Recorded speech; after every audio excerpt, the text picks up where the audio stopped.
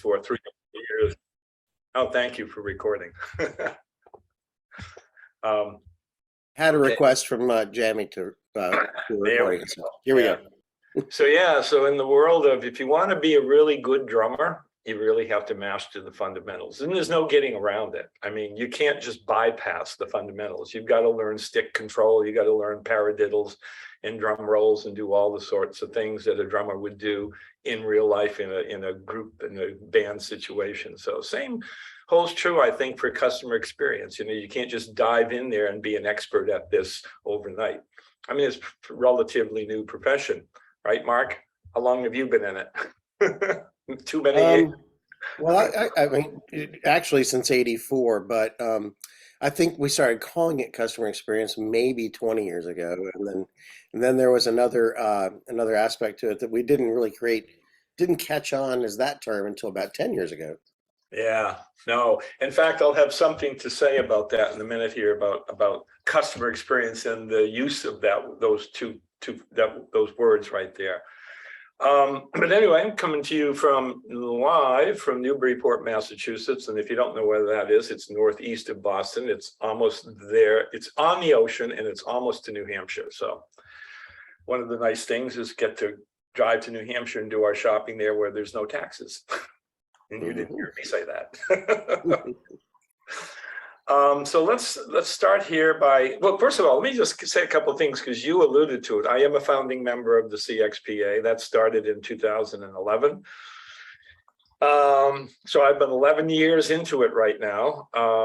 I've served on the board of directors. You're right, there were quite a few years there. It was from 2011 through 2015. I served on the CXPA board of directors.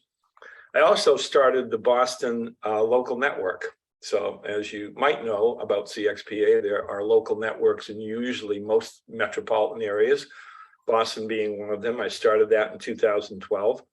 It's still going.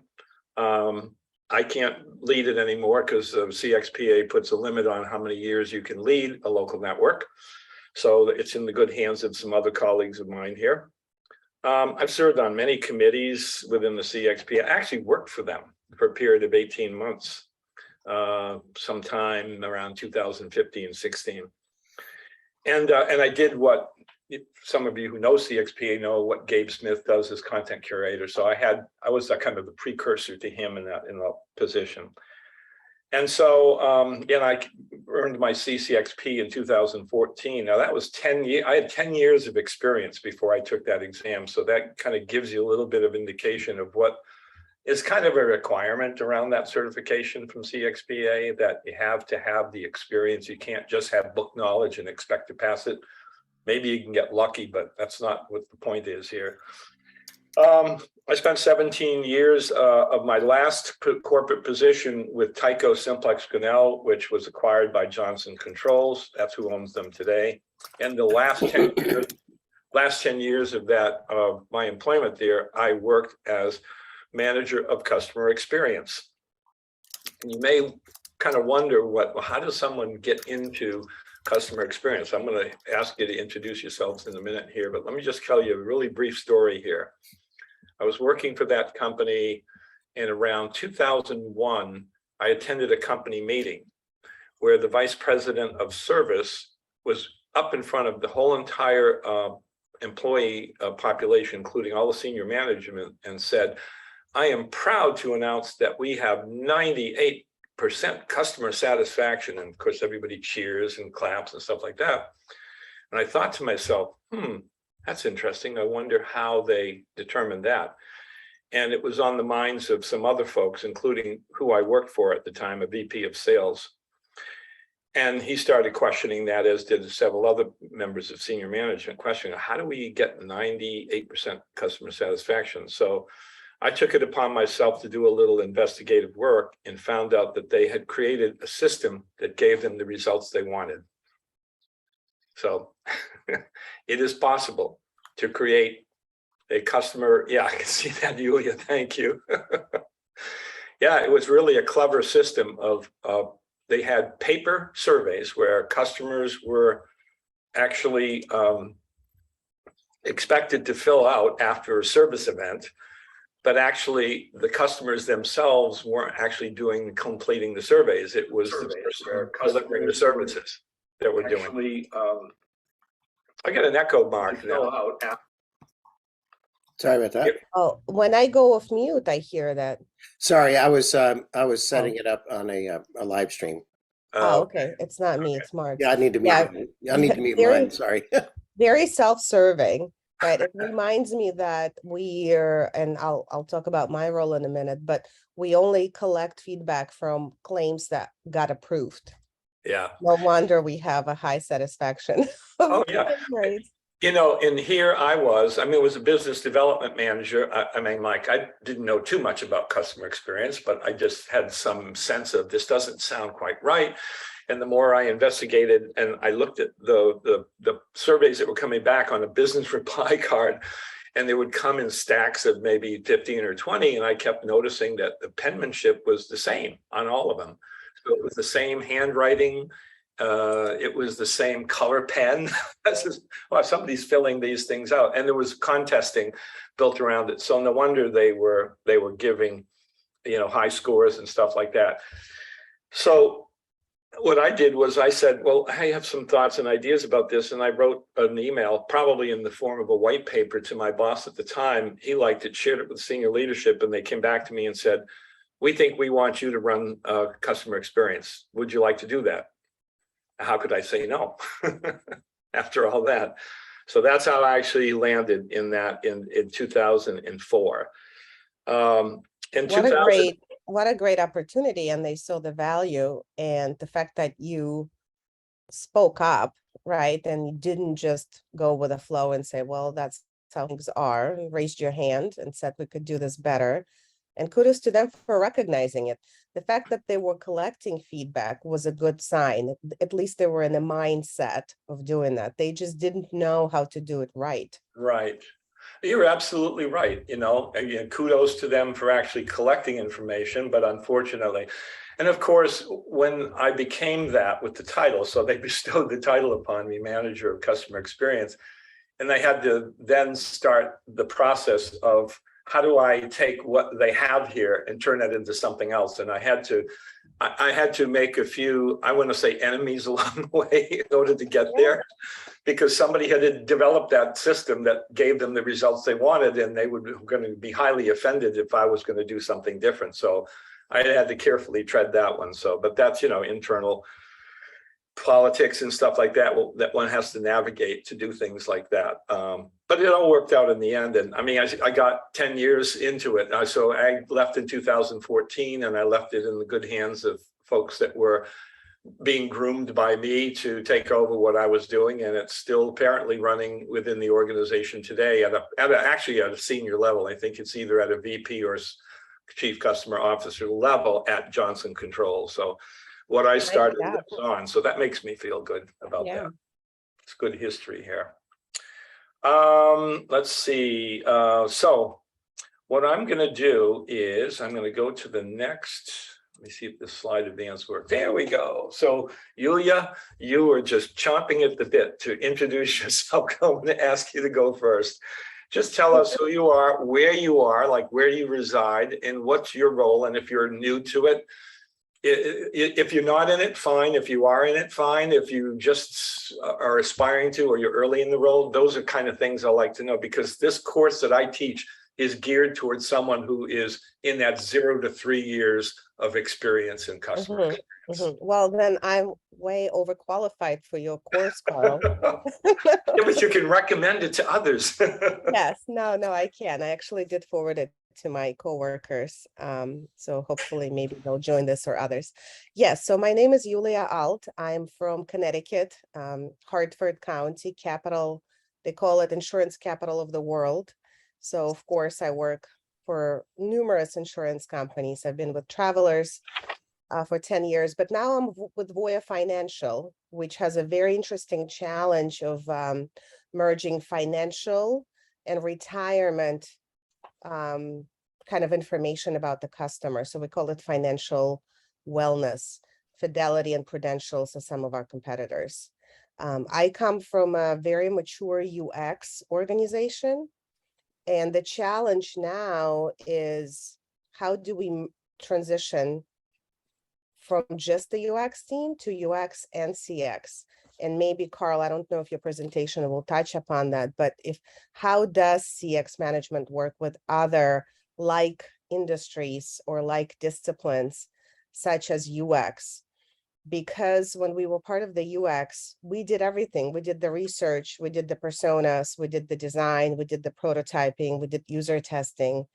Now there's this new kid on the block, CX, which I am part of, who's doing part of those.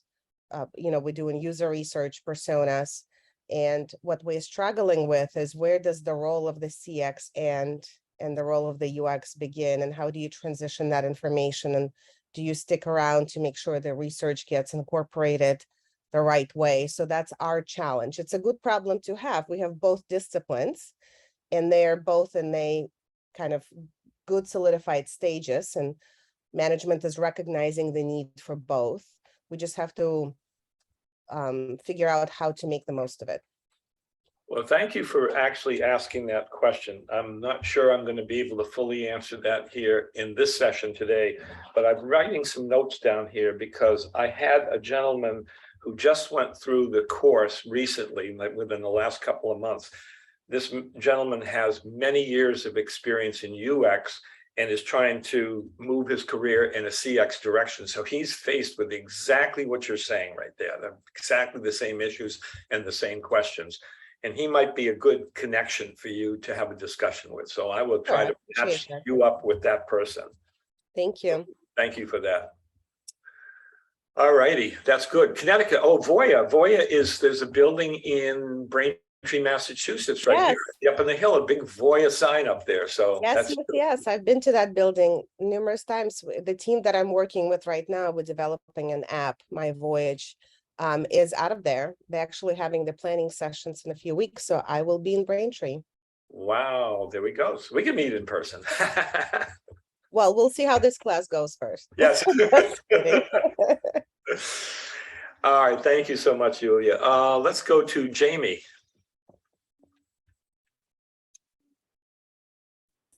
Good morning. Sorry, I was just looking for that mute. Good morning. My name is Jamie Pryke. I am in Washington, D.C. I work for a local telecom company that's been in business for about 25 years, going through some organizational changes, expanding our products and services at the helm of a new CEO who is dedicated to client experience. I report directly to him, but I am very new in the role. I've always had a passion for client experience, and it's shown in every role that I've had, actually throughout my whole career, but I've never done it in a formal capacity. So I'm really just trying to learn as much as possible to establish a great and successful program within the organization. So that's why I'm here. Well, you're in the right place, Jamie. Thank you for that. Thank you. I'm the opposite of the previous person. You know, it really doesn't matter. I've had people go through the class who are absolutely just where you are, Jamie, and then people who are just where Yulia is as well. So I'm not going to say one size fits all here, but even those with some experience in here find interesting things and new insights. You never know what you're going to learn, right? That's okay, Jamie. Nobody's perfect. Thank you. Although some people think they are, but nobody is. Thank you. Let's see. Let's go to Aaron. Good morning, everyone. Can you hear me okay? Oh, yeah. All right. My name is Aaron Fulkerson. I am actually in Elizabethtown, Kentucky. So if you know where Louisville and the Derby runs, I'm about a half hour from there. I am currently a project manager with a company, and we actually do retail management software for the telecom industry. So Jamie, we're kind of running the same circles from the telecom industry. Before this role, I was in a CX role with a telecom regional carrier here in Kentucky. Verizon acquired that, and so I made a little shift. But customer experience is something near and dear to my heart. I've done that for years, and actually being immersed in more of a CX focused role when I was at that telecom carrier just continued to drive that passion. So I've probably got 2.5 years experience related to CX specifically. So just looking to continue to expand my knowledge and hopefully help my company, who's also working to continue to create great experiences for our customers and focused on building that philosophy as well. Well, thank you, Aaron. So you're kind of somewhere in between Yulia and Jamie. Yes, I am. That's great. And you're in that 0 to 3 years. So this is targeted towards just right to you. Yeah. Okay, let's go to Bridget. Hello, everyone. My name is Bridget. Can you hear me? Yes, I can. All right, great. So my name is Bridget Murugi from Kenya, Nairobi. So the reason for joining this summit was because I'm in a tech company whereby we are a startup. And now you're trying to get a way in which you're going to ensure that our customers have a great experience with our software. I'm currently the head of customer support. So I'm looking forward to bring the initiative of ensuring great customer experience in our company. Thank you very much. I'm honored to be here. Yes, thank you, Bridget. Thank you.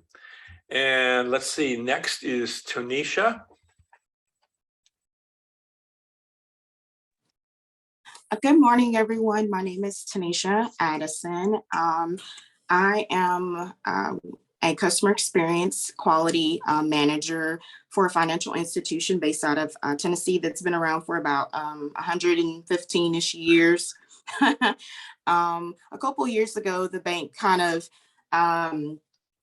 moved from $1 million bank to $1 billion bank. And so there was a lot of refocusing of brand and expanding our brand. And I was a contact center manager for 9 years. About 2 years ago, we did the first ever kind of official JD Power surveys to our customers. And based on the feedback that we received, it just kicked off this big old customer experience thing. I think for my company, it never really was a topic prior to that. Obviously, we want to provide great service to our customers, and a lot of our customers are generational customers. And so we always have had a focus of being customer driven and customer focused, but the idea of customer experience was not even something that was on strategic agendas or any sort of plans prior to that. And so those surveys really kind of kicked off the whole spiral of customer experience. And so I was already kind of heavily involved with training and development, policies and procedures, mentoring, just pretty much I was wearing a whole lot of hats as being the manager. And so as we kind of restructured our department, I transitioned, should I say, into this customer experience role where I can solely focus on diving into those surveys and really understanding what our customers' expectations are from us and how we can meet those demands. And so it's been really interesting. The surveys were 2 years ago, but I didn't actually roll into the position officially until last year. So it's been a journey learning a lot about customer experience. And I've just been really on LinkedIn and other sites. Anytime I see an opportunity to join any webinars or educational webinars or just anything that can help me just be the best that I can be in my role, I definitely want to take opportunity of that. So that's why I'm here today. Well, Tanisha, thank you very much. And when you said that it was 115 years, I think you said, right, of the organization, or probably from a combination of financial institutions coming together. That's a long time. And the company that I started working for when I was introducing myself, Simplex, which was 110 years old at the time. And so when you have an organization that has been around for that long, you have a lot of mental mindsets that are fixed, fixed in the past. So I can understand the challenge there. So it sounds like you kind of rose into or got into that position almost in a similar fashion that I did, you know, because I had a lot of different business experience before I even got there. So thank you for that during the introduction. I appreciate it. All right, so Doug Dixon, you're the last person on my list here that I can see. Yes, good morning. How are you today? I'm really good. Good, thank you for the time. From Dallas, Texas. I've been in commercial and private banking my whole career. About, I guess, 2 years ago, I retired from my position. Just was time to reevaluate. I knew I wasn't finished working yet, but took a couple of years which was helped by the pandemic, but just to evaluate what I've liked about my career and what I wanted to do going forward, and really got focused on client experience. In my career, I've managed more on the sales and relationship management side in private and commercial banking. Talked about client experience, but really was more focused on how we got things done within the bank. So I've been networking, joined the CXPA. I've listened to every webinar and get involved with just to learn about client experience and how I can translate that to commercial and private banking. I joined First Horizon Bank about 3 months ago on the portfolio management side, really because it was a connection to clients. Also knowing that I wanted to continue to pursue knowledge on the client experience side and how I could use that in my career going forward. So I'm really I'm on the 0 to 3 year spectrum for sure. I'm just like a sponge, learning everything I can and how that translates to what I do. Well, I appreciate that. And, you know, we've got some banking going on here. It sounds like in fact, and I didn't say this during my introduction, but there was a period of time, I wasn't a full-time employee, I was a contract employee with Eastern Bank, which is a local community bank here in the Boston area.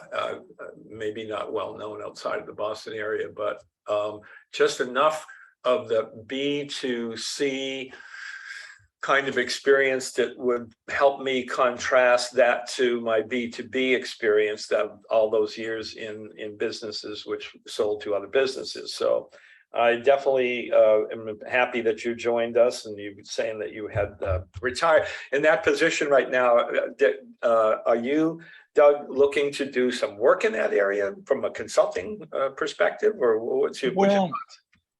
You know, long term, maybe. It really, what I see in the client experience side in financial institutions is a lot of focus on more of the retail side of banking, more of the online, you know, the broader market. My experience is more in the wholesale side, where it's more face-to-face interaction and sales and relationship management. I'm trying to see how client experience can translate to that side of the business. To me, it's much more hands-on, face-to-face type of surveying and understanding what's important to the client. And that's where I think my experience could translate. So, you know, I'm not really sure where it takes me. I just know that I want to continue to pursue it. And that's really, the more I learn, the more I can see how I can find an arena where the two match, if that makes any sense. Oh, absolutely. Absolutely. Yeah. Yeah. Maybe we'll find a time to chat, just you and I, sometime about that. I mean, I'd be happy. That'd be great. I see we I appreciate that. Oh, absolutely. Thank you, Doug. I see we have someone else just joined us, Heather Healy. Hi, good morning. We are doing introductions. As you can see from the screen, if you can see it, who you are, where you are located physically, and what you do. Yeah, so Heather Healy, I'm located in Massachusetts area. I work for SAIC, which is a government contractor for the DoD, a support on a role for the Air Force on a program called ITAS for a technical transformation to improve user experience and customer service through an enterprise solution for IT services and asset management. Briefly touched on by Clint Whitall yesterday in his conversation.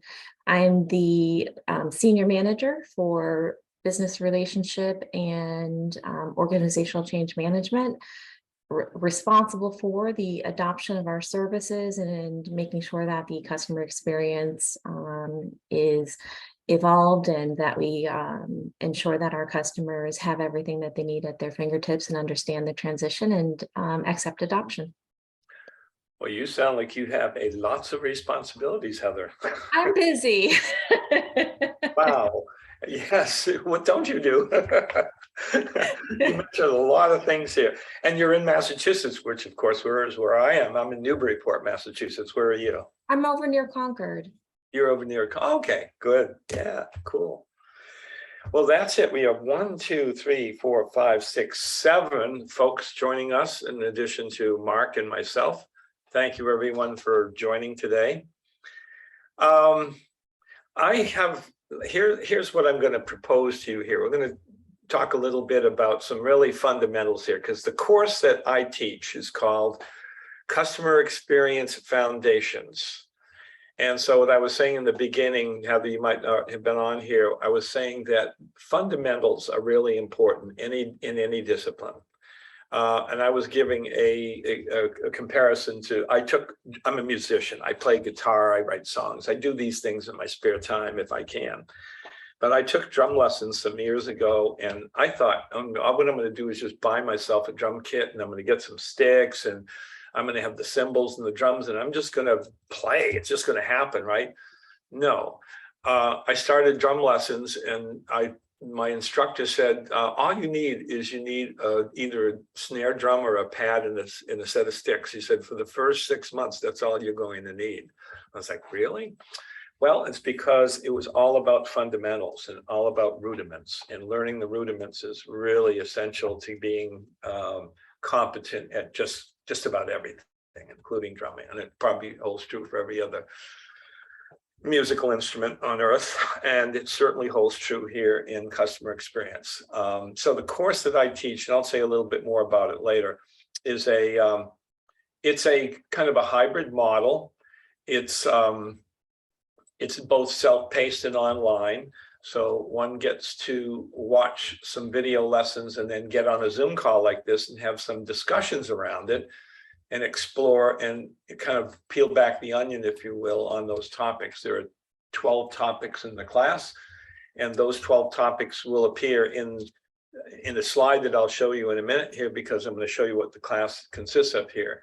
I have a slide deck here in front of me that has a total of 99 slides. And I know Mark is looking at me like, oh my God, Karl, you'll never do. You're right, Mark, I will never do that. And it's never happened in any of the other sessions that I've done either. So we're going to start kind of like very slowly in fundamentals here. And I'm going to give you the option of areas that maybe we want to delve into a little bit more. So with that, let me go here. So again, it's called Customer Experience Foundations and Certification Training. The certificate is, as you see on the lower right-hand corner over there. There have been about 90 folks who have gone through this course and have earned that certificate by passing an exam after the course. The course is roughly 15 hours, and that's spread over several days and a couple hours a day or an hour a day. It depends on how you want to actually take the class. I offer both standard monthly schedules of courses, and I also offer individualized courses. That's brand new. So somebody that says, I want to go through your training course, but I don't want to wait till a minimum of 4 students makes a course a reality during a month of, let's say, November. You can have the course delivered personally from me. So that's another option. And it has the advantages, of course, you get individualized attention. So just want to mention that. All of that can be found at HorizonCX.com. That's the name of my company. You go there, you can get more details and stuff.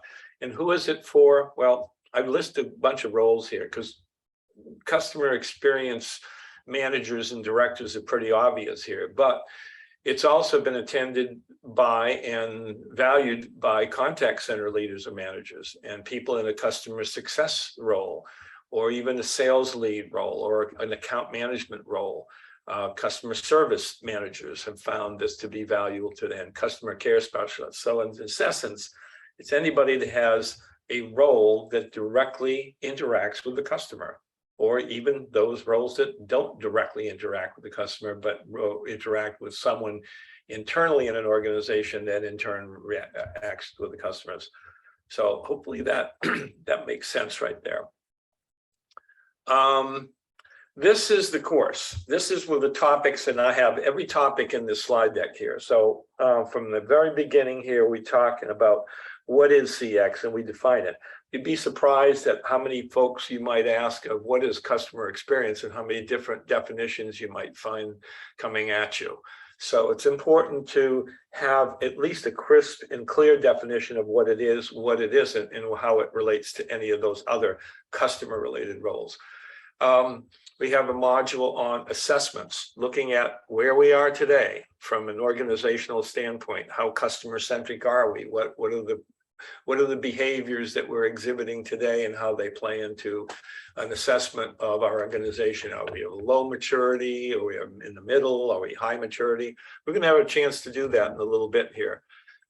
There's a topic around strategies and systems. Customer experience works best when it's part of an organizational strategy.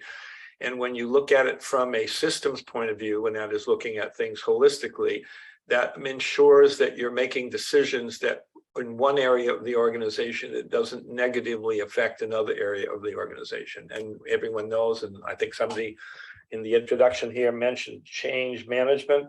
That's what all of this is leading up to, is change management. You'll see that that is a topic of discussion in this course.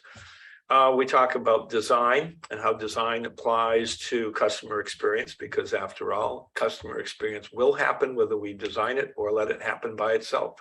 And I think we're in a better position when we design it rather than let it happen by chance.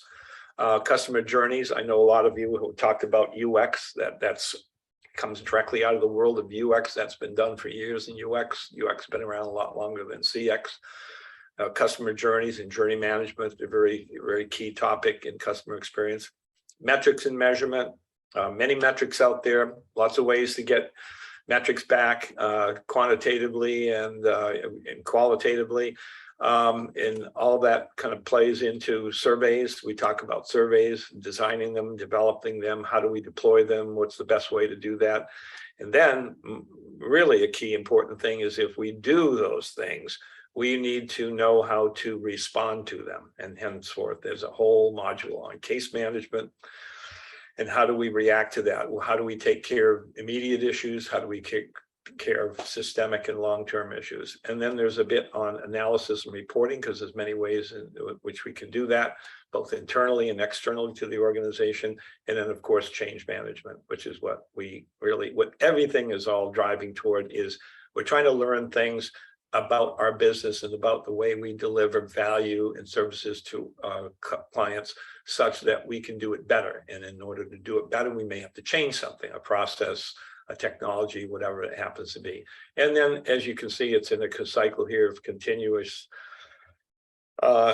evaluation and improvement. So we go around the cycle probably many times. Now I'm going to stop there for a second just to see if everybody's on board. Does this make sense to you? This is the journey that we take when we do this training. Any comments? Doug, you look like you had something there. No, I just chimed in to say makes perfect sense to me. It's a great slide. Thank you. Thank you. So now what is, okay, so we have some familiarity or maybe a lot of familiarity of what customer experience is or what we think it is. So I'm just going to toss that question out because I like these things to be interactive. This is a workshop. This isn't just a delivery from me. I want to hear from folks here. What is customer experience? What in your mind is customer experience, and how might it differ from any of the other customer fill in the blanks there? You see service, satisfaction, success, care. When I worked in corporate, it was called customer intelligence, if you can imagine that. The person that I worked for at the time was an ex-military person, and he looked at everything from that perspective. So there was market intelligence, there was competitive intelligence, and of course it had to be customer intelligence. And it sounded very dark and and suspicious, customer. Mysterious. Yeah, and it's, I mean, I didn't like it because the words customer intelligence make it sound like it's all about me and what I want to know. And it's not all about what you or the customer or Not the customer centric. yeah, doesn't sound very customer centric. So anyway, I just tossed that out. Anybody can chime in here. What do you think customer experience is, and how does it differ from any of those other things that you see there?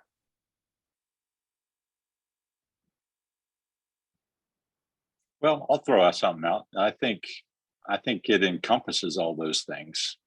To me, it's kind of it's a cultural view of our business.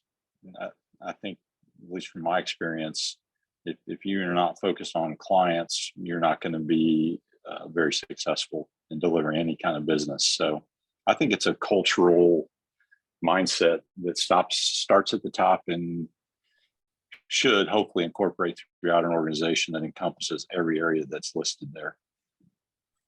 I like the words you used. I liked cultural aspect. I liked mindset. Starts from the top. I like that. Yeah. Anybody else have anything to add to that? Well, I mean, I can cheat and read your next slide. You are cheating. Yeah. So, no, I mean, in our Your next slide shows. yes. Oh, it does. Oh, you know what? Let me just stop that for a second. You know why? Because I shared the wrong screen. That's what I want to share. Screen number 2. There we go. It's okay. It's okay. That's okay. Well, you're welcome, Karl. See, now we have identified a problem and we pivoted. That's right. Thank you for bringing that up. And we improved right there on the spot. There you go. And that's what customer experience is about, right? Right. To me, is you try to identify the pain points and delights that your customers have, bring them to your stakeholders, right? In our organization, CX is so hard to measure notoriously, but what we keep talking about is one of the value of our group is bringing the right people at the table and having them think about the right topics and share information between them. Maybe they wouldn't have otherwise.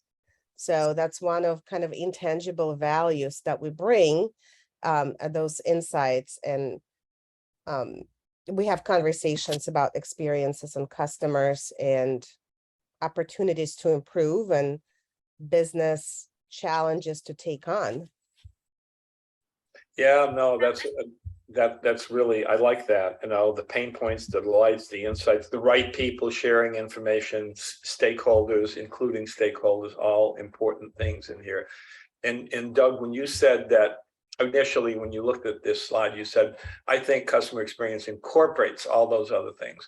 I would tend to agree with you that customer experience does incorporate all these other, and these are the different roles and stuff. And for those folks that have had UX experience here, there's this question here. It could be like, why did which came first, the chicken or the egg here? But, I've heard UX people say things like, well, CX is part of UX, right? But CX folks think that UX is part of CX. And I think they're both important. They both deserve equal footing. But I tend to think of CX from a more, I think somebody said this in one's class, it was the big circle. The big circle was CX, and all these other pieces and parts fit into there. And I don't know if someone, Yulia, with a UX background, stuff, that you would agree to that, but I just thought I'd say that. Yeah. What we're noticing in our organization where we have both is UX is responsible for digital entities. So there's an app we're designing, there's a website we're updating. So those type of interactions, they take our research that CX team brings, personas, reports, readouts, competitive research, and they ultimately come up with prototypes and designs, and then they test them, they validate them, that actually hits the mark, that it validates the research or doesn't. So in that regard, UX would be a subgroup of CX, where CX is a larger umbrella. It's omni-channel. It's all the interactions with your company. And UX focuses mostly on digital, just because they have to design something, and test it. So that's how it works out with us. Yeah, no, I thank you for that. That's a really good explanation. And I wrote that down because I like that UX is really focused more on the digital entities, whereas CX is maybe we say the human entities, right? Right. All right. Okay, so the slide that we're showing before, I wanted to introduce because CXPA came and established a definition of customer experience. I think this is maybe only a couple years old right now. So when you think of CXP as having started in 2011, and maybe only in between then and 2020, did they nail down a definition of customer experience that they have kind of established. It goes to show you that there's been so much variation in what it means. But this one here, I think, is a really crisp definition. And let's just read it. The perception that customers have of an organization that's formed based on interactions across all touch points, people, and technology over time. What are some key words that pop out in that definition to you?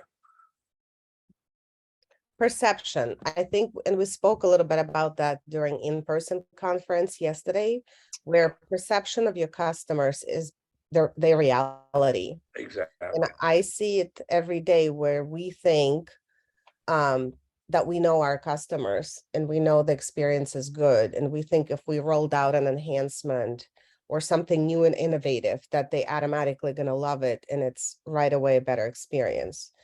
And our struggle right now is it's not so just because we think it is.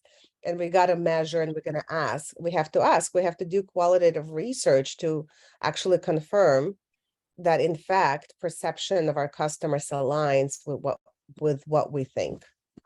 Yeah, no, that's really a key word right there. Any other word that kind of pops out at anyone here from that definition?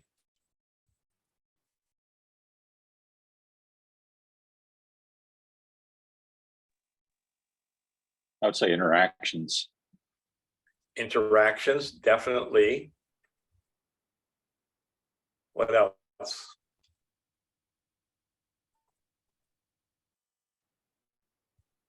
How about all touch points? What's critical about that it be about all touch points as opposed to just some touch points?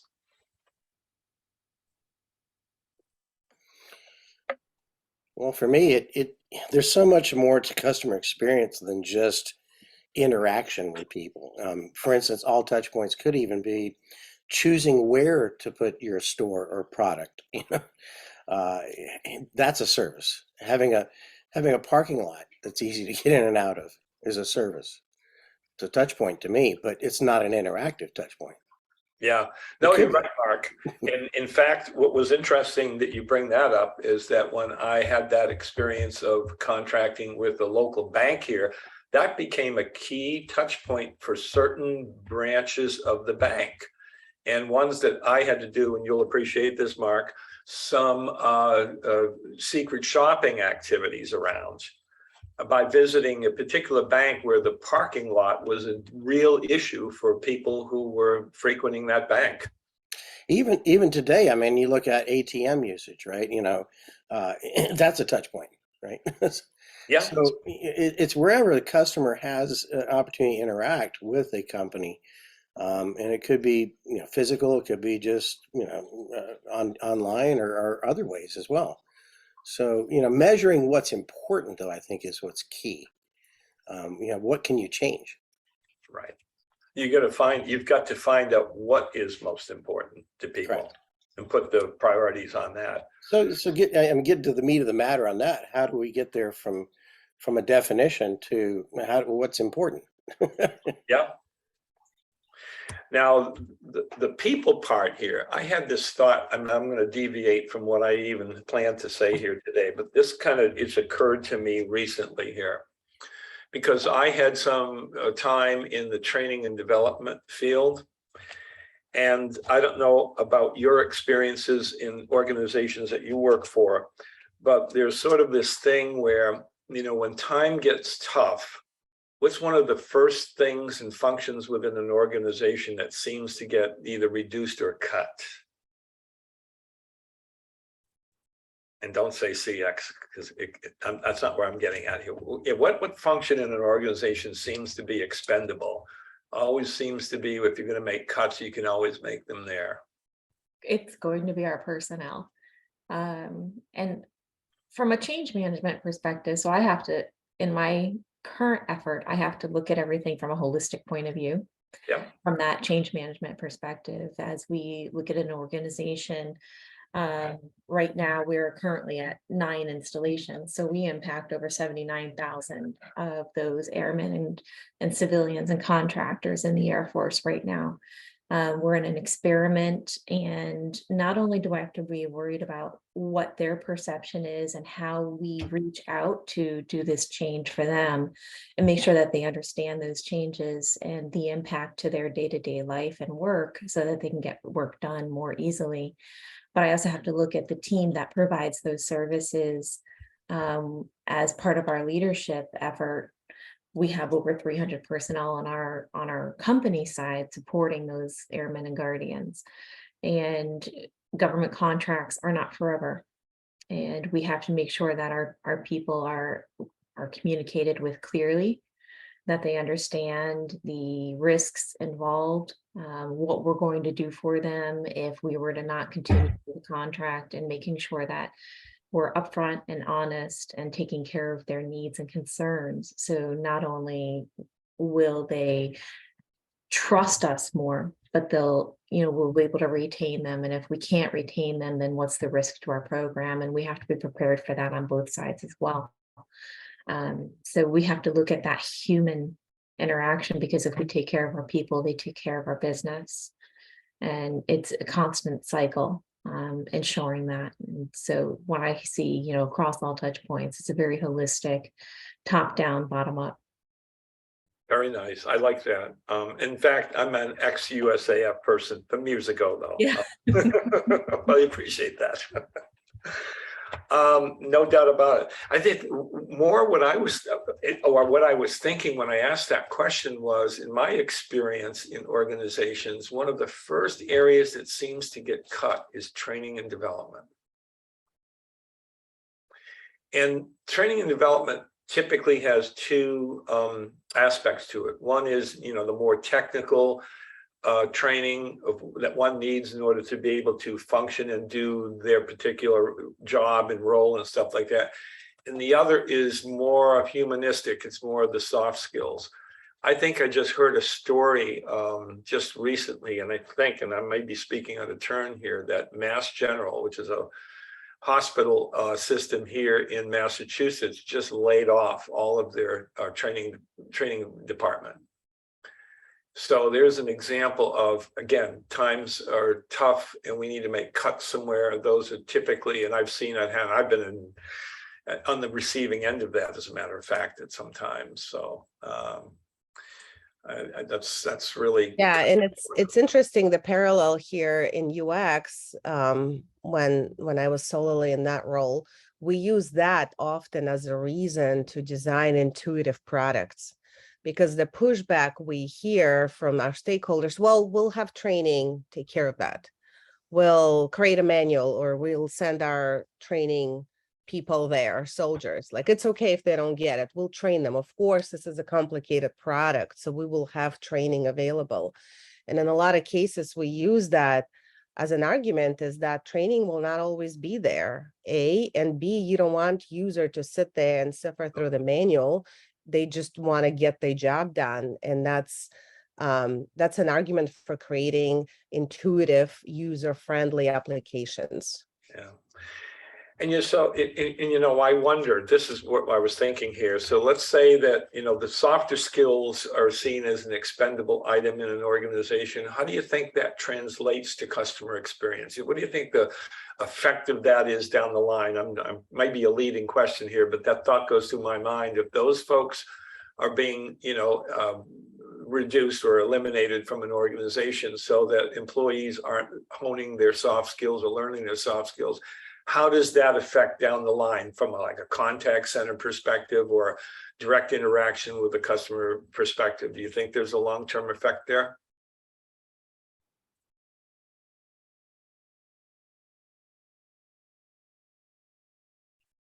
Think it doesn't matter? I think it has a great impact, because if we're not continuously training the people that support the customer, then they're not up to speed, or we have less individuals, they don't have the knowledge or experience to lean in and improve that customer experience. It could also impact their overall morale, which has an effect on that customer experience. And on our specific effort, we actually made the opposite decision. We kept our training in place. And if we lose individuals, we can still make sure that the ones that we retain stay trained and current. Right. Oh, that was a good call, Heather. Yeah, that's a really good one. Yeah. Yeah, another thing that emerges in our organization, something that came through the research from just talking to our users, one of the needs that we identified was this thing that we coined actionable empathy. And that is something that needs to be trained. So the product we were testing is long-term and short-term leave, such as even maternity or paternity leave, but that's a joyous occasion. But imagine you have a surgery coming up or unexpected surgery. One of the products our company provides is that benefit for you to be able to get yourself better, have a surgery, and company paying for that. So like disability benefit. And what we found from our research is that it was so transactional when people were calling before the surgery or after, trying to find out what papers need to be faxed. There was no empathy in that process at all. Our claim processing focused on get us the document by such and such date. We don't care, you don't have a fax machine, find one. Like person might be on a hospital bed.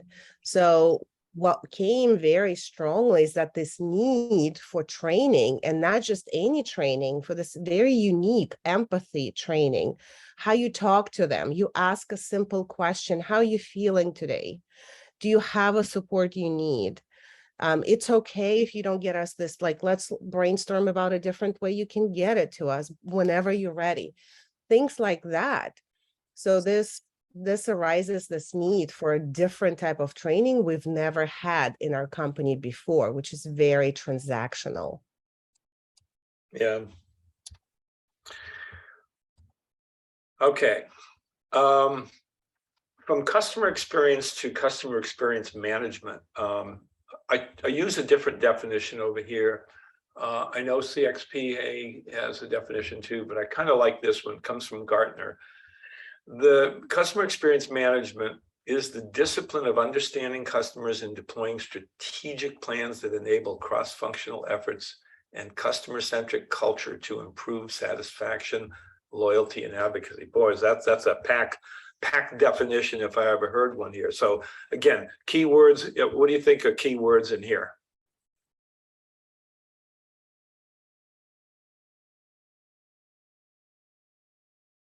I'll start with one. It's a discipline.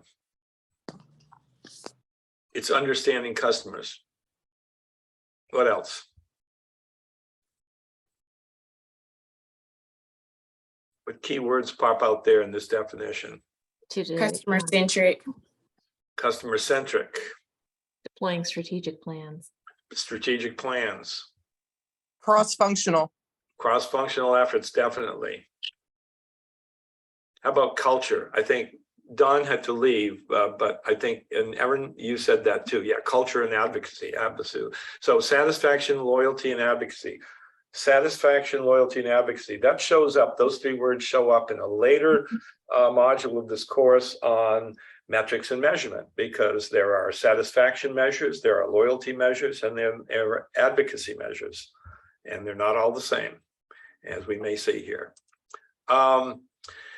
again, I'm not on the belabor this here, but you know, I do this every now and then. If you see over on the left-hand side here, this morning I did this on LinkedIn. I typed in the word customer experience, clicked on people, and looked at how many return results do I get. And it says here about 5,420,000 results. So what that says is that of the 850 million members on LinkedIn, about 0.5% of them have customer experience in their title somewhere. And I find that amazing. What do you think?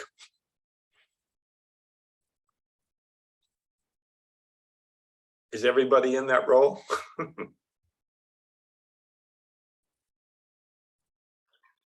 Yeah, it's reasonable. I mean, a lot of people come up from so many different areas to become into the profession of customer experience. It doesn't surprise me. I found 90 different titles that had something to do with CX. Yeah. So, I mean, it goes even beyond the actual term CX or customer experience. Yeah. What I find also intriguing is that 90%, 95% of recruiters will look and use research on LinkedIn looking for people. So I think because folks want to be in that profession because it's an attractive one, those words pop up more often than not. I'm going to skip ahead here. We talk about goals and objectives. We talk about them in context of organizational goals, departmental goals, and personal goals. Bottom line is, whatever goals there are in an organization, whether your personal ones from your department, need to roll up to the organizational. They have to be consistent with the organizational goals. We're not going to go through. That's an exercise that we did or do during the class here, because I want to get to something a little bit more meaty here. We also talk about setting goals using the SMART acronym. Everybody familiar with that?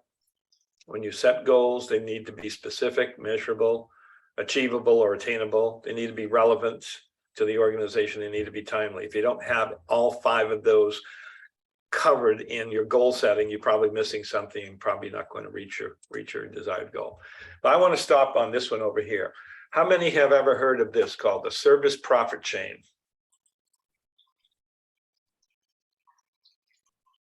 Yep. So it's okay to say you've never heard of it.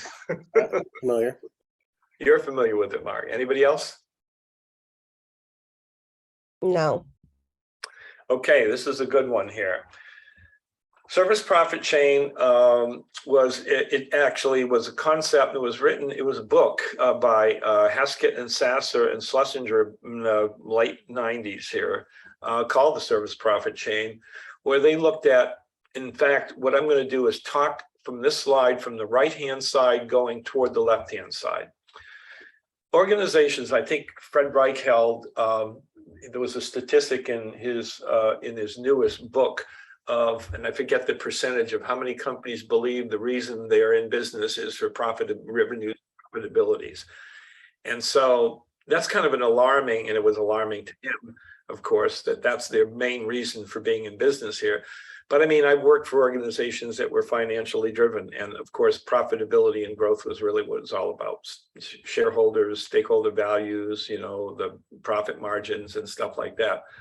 But the service profit chain tries to back that up to say, okay, what's directly responsible for, what drives profitable growth? Well, here you can clearly see that customer experience is what drives profitable growth. And that experience comes in the form of the value delivered to the customers, and that results in them being satisfied, wanting to continue to do business with an organization, and that is loyalty. And then they may be even recommending that organization to others, which is the advocacy piece. So the direct driver of profitable growth is the customer experience. But how does the customer experience, what's the direct driver of the customer experience? Well, that's external service quality that is delivered. That's the value that is delivered to customers. How easy is it for them to do business with you? Are they getting the results that they were promised or expected to receive? That's external service quality. Well, what drives external service quality? Well, that's employees. So we need to make sure that we have satisfied and productive employees, and they're engaged in the business. But what's the direct driver of the employee engagement?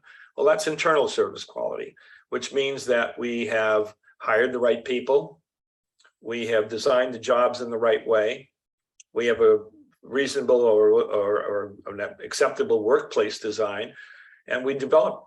We hire the right people. We develop the employees that we hire if they don't have the experience that we need here, and we have rewards and recognition systems and compensation systems, and in essence, giving them all the tools they need to serve the customers in the way they need to be served and want to be served, that drive engagement, that drive external service quality, that drives customer experience, that results in profitable growth. I will stop there. Tell me if this makes sense to you, or if it doesn't, I want to know why it wouldn't make sense to you. This has been around a long time. Let me go back to you. I didn't mean to. Yeah. Flip that. This concept has been around again a while. So, and this was a key concept and a key slide in any presentations I ever made when I was in corporate. And I will tell you here that the group that seemed to assimilate this and understand this the best were frontline employees. I invite you to speculate on why a frontline employee would understand this better than a senior manager. Any thoughts around that?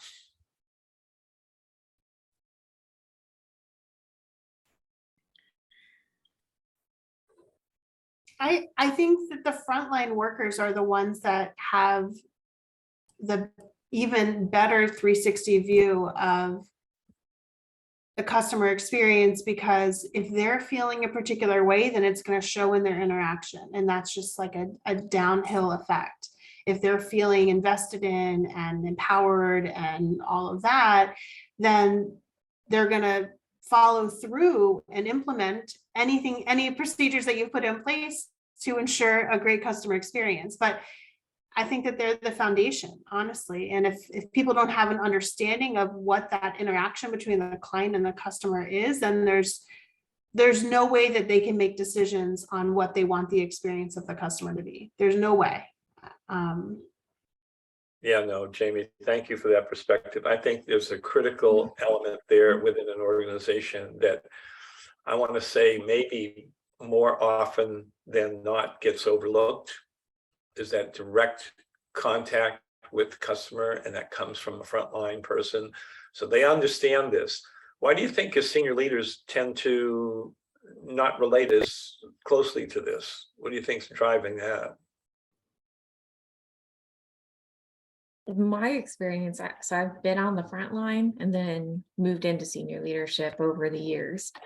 And I knew the things and the challenges and the problems from experience with other companies or within our own company that I was with at the time, what those challenges were and how things could have been better for that person to come back and be a repeat customer, which would obviously result in profit growth. Or the same an experience where I'm an Apple user. I don't like any other computer. And it's because my experience always goes, well, it might not be the best computer out there, as many like to say. As a designer, for me, it's the right computer, but it was always about the experience that I received. And they bring that experience not only in the way that they operate, but in their product. Everything it's very synchronized and holistic from point A to point Z. But a lot of leaders don't have that experience from the bottom up, from the ground up, to or understanding of that return and repeat service to make everything from a holistic vision. They look at it from a very strategic profit growth view only, and expect everyone else to just take care of all the challenges and problems, and don't understand how they can continue to grow that profit and get repeat customers when they don't understand at that bottom level what people are experiencing and then how to fix it. They need to align themselves with the right people throughout their chain that have that knowledge and experience. Yeah, very well put. Thank you, Heather, for that. And Aaron, you had something to say here. I see it in the chat here, and I like that. Do you want to speak to that?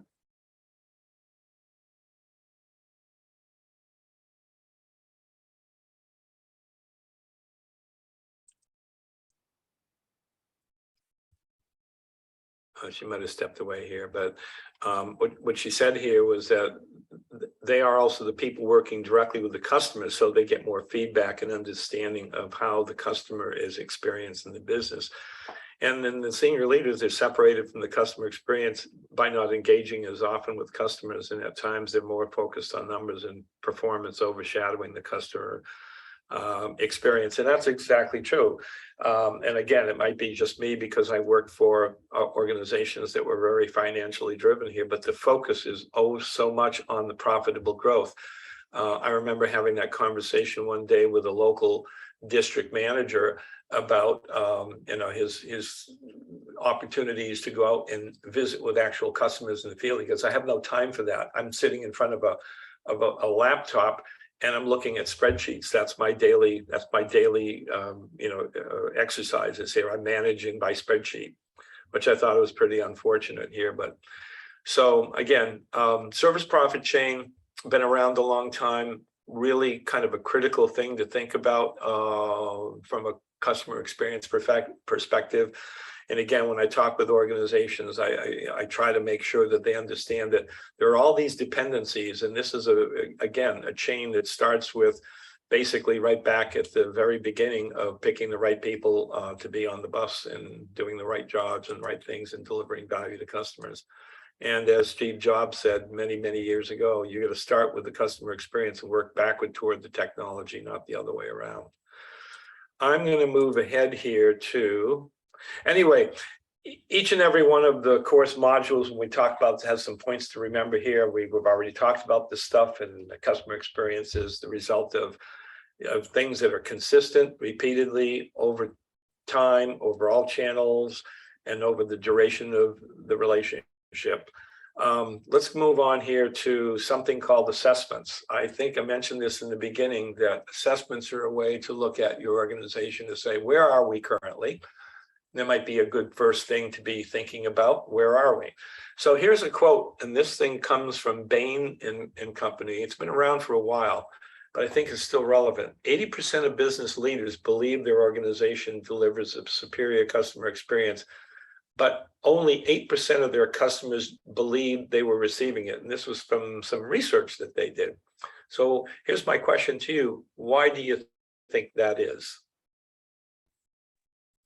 What causes business leaders to believe that their organization delivers a superior experience, yet in cases where those customers have been kind of surveyed, only 8% of them believe that's what they're getting? Yeah, well, I can speak in our organization. What there's no data transparency, right? Leaders are not seeing accurate numbers. It's being misinterpreted to them. It's kind of, don't call my baby ugly. They're being delivered the numbers that they want to hear. That's the problem that we have. Yeah, just like what I said in the beginning, wasn't it? I said that when I heard that at first utter, the service manager, the VP utter that we have 98% customer satisfaction, it was like, really? That's what he believed and wanted folks to believe, even though they had created a system to give them that kind of a result here. We use a maturity assessment model. Well, it looks at your organization. What are the strengths, weaknesses, opportunities, threats? That's SWOT analysis. You've seen that. It looks at your current state. What's working, what's not working. It helps you visualize a future state. Highlights some of the key elements that are required to make CX successful, and it does create some internal alignment around the design and execution of CX.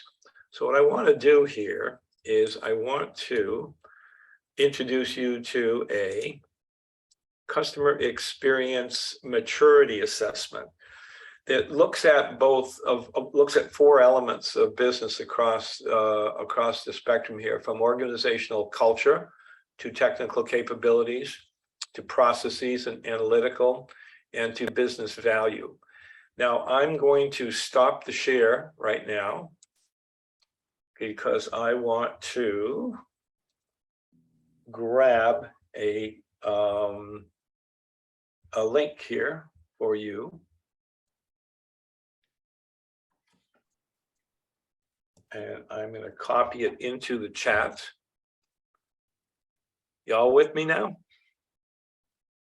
Yes, we're waiting for the link. All right. This is a 20-question CX maturity assessment. It was developed in conjunction with myself and the folks at Question Pro, who is a business partner of ours. I'm also working with another organization on bringing this to a higher level here.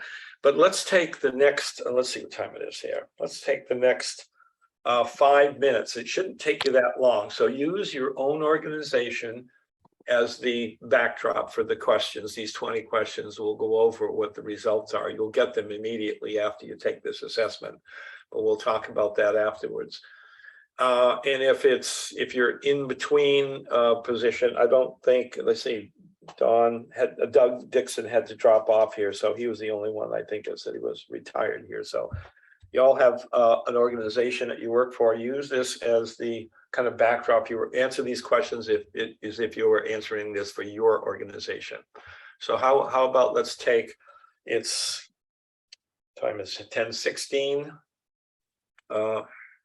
Let's see if we can get this done by 10:21. Oh, 9:21. Oh, wait a minute, 10:21. What am I saying? It's 10:17. So let's see if we can do this in the next 4 or 5 minutes, okay? Just click that link and make sure that it brings up the right assessment. It should be, say, HorizonCX CX Maturity Assessment. It should look like this. It should look just like this. Okay, taking it now. Okay, good. I'm gonna just stop the share for a moment.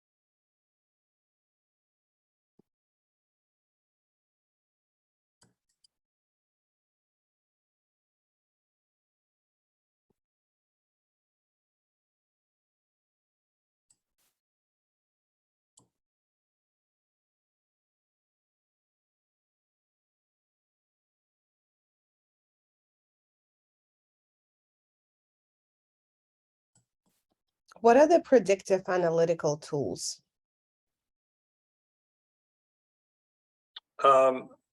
Yulia, what was the question, please? Yeah, predictive analytical tools. Predictive analytical tools. Yeah, what are some of the examples? This is The question is asking, predictive analytical tools are used to help prevent negative customer experience. I'm trying to think of an example of that right now, and I'm drawing a little bit of a blank here. I suppose you could say that from a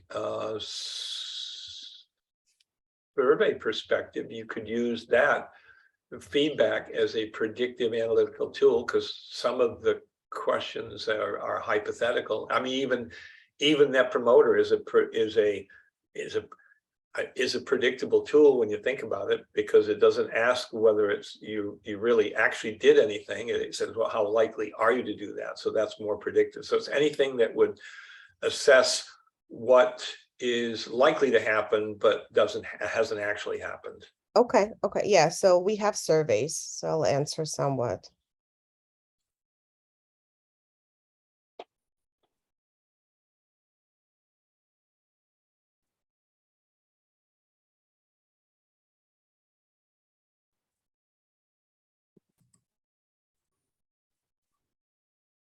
When you're done, you can use one of the little reactions like that, like the thumbs up. There we go. Jamie's got one. Erin's got one.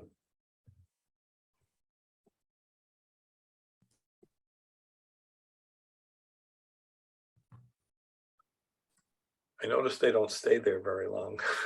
The little thumbs uppers.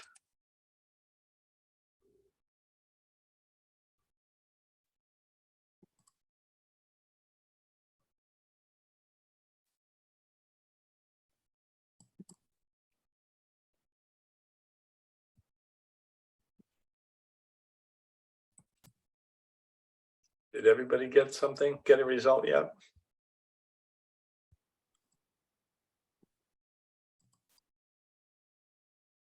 Yeah, I got 62 average. All right, I'm going to go back to the presentation here. And I'm going to share screen again. And while you're doing that, the challenge with this survey that I found, and I don't know if others can relate, is that it asks across organization, and obviously it's measuring the maturity across organization. But what I notice in larger organization, ours are over 5,000 employees, is that CX is heavily involved, but only on certain projects, right? On like on sexy initiatives, on latest and the greatest. So it's not a cross organization, but there are pockets where CX is very mature, but it's not across all, so not all projects get the same level of scrutiny from the CX perspective, if that Yeah. makes sense. So Yeah. sometimes I struggle to answer that because we are doing it in some places, but not across. But maybe that's the whole point. Yeah, it's really a broad brush, but you could use this tool in certain segments of the organization. You could do that and then compare those. That's true. Yeah. So in that regard, it would be higher. I used it across. So I answered somewhat for most of the questions because it's kind of an average. Sometimes we use it heavily, sometimes we don't. But I see where it could be used more targeted to a particular area. Sure. So again, so it goes from, from scores from a low to average to high. So let's look at just each one of those and just say what characteristics would you say? So did anyone here come up with a low maturity score? That would be anywhere from 20 to 30. And if you did, this is kind of characteristic of what your company might look like. Company doesn't view CX as a key element of differentiation or a part of their strategy. They may not understand what it is. That's why it was important to know what it is and what it could do, what it could mean for the organization. And in those cases, what's the real struggle here for anyone is they need to build a solid business case for investing time and money in CX, because it does involve time and money, like a lot of other things. And senior management has to understand that before you'll earn their trust and support and buy-in to make things happen. Anybody come out with a low score? I guess not. We'll move on to the next one, this low to average. So that was between 31 and 50.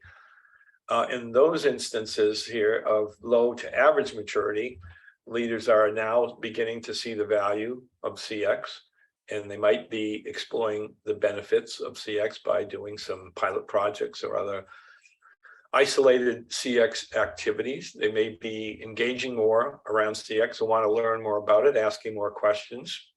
They may be creating or establishing some focus groups, tasking them with, understanding what the organization needs to do to become more customer centric and to improve its customer satisfaction or customer experience. So anyone here came in with a low to average score?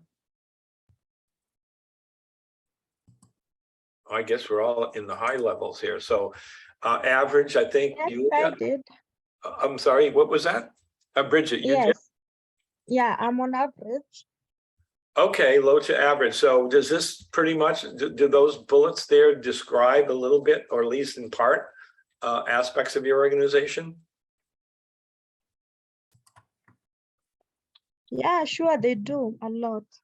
Okay, a lot. Yeah. And Julia, I think you even mentioned, right, you came out with 60, so you're that 51 to 70. So those, so executives, this is where executives are now looking at it from a strategic perspective and a competitive advantage perspective. They may be talking more consistently about it. There may be a full-time individual assigned to run programs such as Voice of the Customer and getting the feedback and distributing the insights across the organization to customer-facing people to help drive customer experience improvements. When I worked for that company, Tyco Simplex Canal, this is the best we could do right here, was average CX maturity at the time. Anybody else come in at average score? Yeah, I was at 55. 55. Okay, Lisa. Yeah. Do these characteristics describe at all your organization? Pretty much, yeah. And Julia, I would expect that was a yes for those two, for you. Yes. Okay. And then we have average to high maturity. So characteristics of an organization with average to high maturity is they are kind of moving away from just chasing scores and then finding and fixing the immediate transactional problems, and even redesigning some functions and operations to address the more systemic issues in the organization. They're visibly engaged in asking for changes or even mandating changes. The team likely is not in isolation. It has some cross-functional governance in place, and metrics that are used to measure progress are shown to demonstrate impact in the organization on business outcomes and advancing the culture. The bank that I did some work with for a short period of time was in this particular area of average to high maturity. Those things were happening and described that organization. Anyone here come out with a 71 to 90 average to high maturity? I did. You did. And what But was it's just me. But yeah, I was going to say, what's the organization? Yeah, right. That's the hard part. I like to think of myself as average to high. Anybody else get average to high? How about high maturity score? This is like the pinnacle here. This is where the entire organization is aligned with the mission and value of CX. There is probably a CX mission as well as a company mission. Metrics might be part of an executive scorecard. The skills that you demonstrated to serving customers are ingrained within employees across the organization. It's how the organization sees itself different from the competition. You know, in a typical town hall meeting, lots of organizations do these. This customer experience is usually the first topic of the presentation, you know, as opposed to financials and things. And then the impact that CX has become on CX has become a required criteria in a project. We're going to fund a project. Well, what's the result on the customer experience? What is projected to be the effect on the customer experience? And if you're in that stage, you know, everyone views customer experience to be a major component of their responsibility. And I would say add one little addendum to this over here. I, as a customer of an organization, worked or did business with an organization who I would have put right here in the high maturity score. And I'll tell you one of the interesting things, they didn't have a single individual with a title of customer experience manager or anything like that. It was ingrained, as we say, are ingrained within employees across the organization. And it was totally aligned, and it was in their DNA, and they didn't have any functions called customer experience, never talked about it. They just lived it and did it. So it's possible to be in a high maturity kind of stage like this without any focus on specifically on customer experience. That was an exception. That company actually doesn't exist anymore. They were acquired and it went the way of most companies.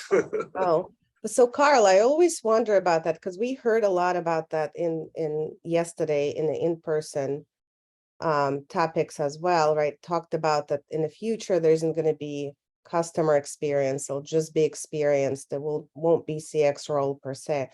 And maybe because, you know, I'm so jaded already, I have a hard time picturing that. So you've actually been there, done that. So how, if there isn't a group that's responsible for it, how is it being measured and talked about and delivered if it's not a separate role or team? They're just, you know, they're living it. They're not measured, not even measuring it. There was no measurement of customer experience. They just basically, they lived it. I'll give you an example. I had bought some equipment from them and it was faulty equipment. And usually when you get a piece of equipment that's faulty, somebody says, okay, RMA process over here, send it back and we'll send you a new one. And this is the kind of organization, oh my God, this is, we can't have this. We'll send you a new one right now. Don't you want the other one back right away? Oh no, don't worry about it. We'll get it back, but we'll send you a new one out right away. That's the kind of, action and activity that company exhibited. And I actually visited that organization, and you could walk through their manufacturing floor and talk to anyone on a manufacturing line who would stop and tell you exactly what they were doing and why it was important to the organization.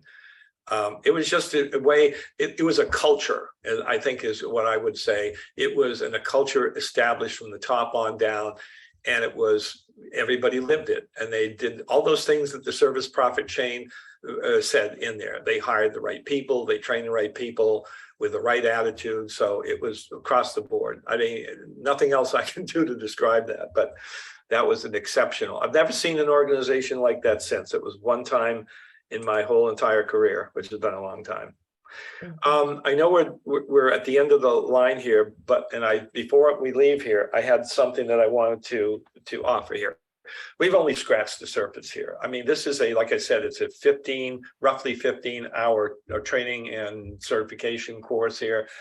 I have been doing this at all the other CX forums, and I'll do the same thing here. Anybody interested in registering for and taking this course, whether it's part of a group course or it's individualized, I can do that at a 50% off of its normal price, which is $7.99. So if roughly $400, you can take that course and go through the fundamentals all the way from, you know, the assessments, the strategies, the design, the journeys, the metrics, the deployment and development of surveys, managing cases, reporting and analyzing and change management, all for that 50% off. I offer that for everybody who's signed up here for this. And so what I need you to do is just put your email address or I guess LinkedIn profile, if you will, in the chat there. That way I will know who you are and give you that offer. I'll also send you a video lesson free of charge. So there's something to be had here. I'll give you one video lesson free of charge. It might tickle your interest here and attending the Now you're talking. Nice hook there. Good job. job. Yeah, I'll give you a video lesson here. It is a combination of video and online. So you watch a video, there's a lesson, there's exercises, there's experiential course. You don't go through this course without doing. We learn and then we do. So it's both.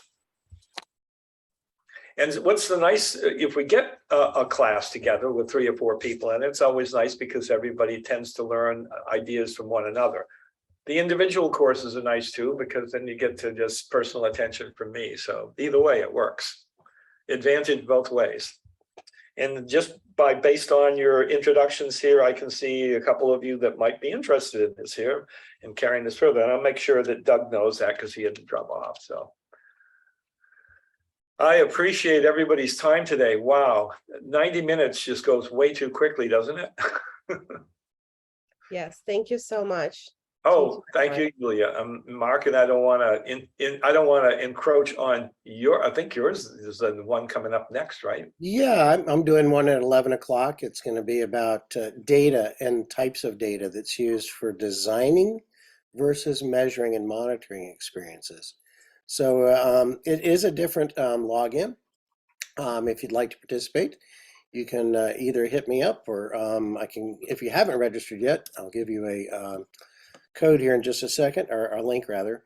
And I just want to say thanks to Karl for being a part of our CX Forums events. And I think it's been it's interesting to see the differences in online versus in person. And we did have a really good meeting yesterday for everyone who was there. It's a challenge sometimes to run things like a live stream, and Karl was there helping with the live stream as well. So we continue to iterate and explore and understand these events as we go forward. We learn something new for each one. And it's really important as an organizer to have backup plans on backup plans, especially omni-channel. Oh, the challenges of technology. Huh? Oh yeah. But let me look at that link up here, and then you guys can register for that if you'd like to.